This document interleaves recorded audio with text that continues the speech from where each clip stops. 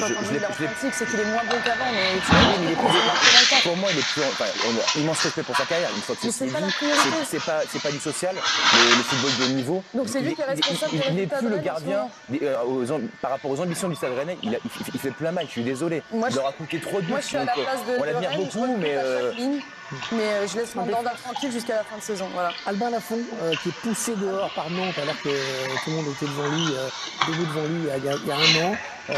Anthony Lopez arrive à sa place. Là aussi, juste votre avis, Nicolas, rapidement. Déjà, il était sorti à la trêve, on avait mis le deuxième gardien. Et j'ai envie de dire, il a été dans une super euphorie jusqu'à la Coupe du Monde au Qatar, à être même présélectionné. Et depuis, c'est plus difficile.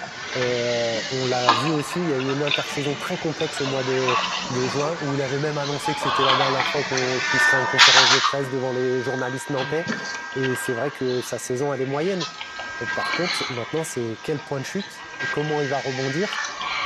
Après, Anthony Lopez, ils avaient déjà sollicité Anthony Lopez à l'intersaison aussi. Ça s'est fait maintenant, c'est le jeu de pouvoir qui se met en place à un moment donné. Juste, est-ce que ça arrive de faire de bonnes affaires au mercato d'hiver Alors ça arrive, mais de moins en moins quand même. On a regardé sur ces dernières années. On s'est surtout intéressé au mercato de l'an dernier, donc l'hiver dernier. Effectivement, on a sorti quelques bons coups. Il y a eu Miko Tadze qui était à l'Ajax, qui est parti en prêt du côté de Metz. Quentin Merlin parti donc à Marseille. Thilo Kehrer aussi, qui était en prêt payant du coup à Monaco avant d'être transféré définitivement en juillet. Ça, ce sont des joueurs qui connaissent bien la Ligue 1. Comme par hasard, j'ai envie de savoir la suite. Ils se sont rapidement intégrés. Et puis il y a aussi Malik Fofana. Lui, il a mis quand même 6-7 mois à s'intégrer.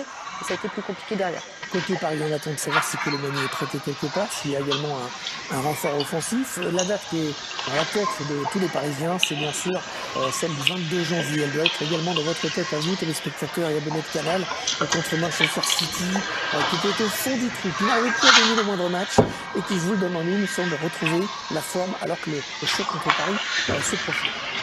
City voulait confirmer contre West Ham après sa victoire face à Leicester le week-end dernier.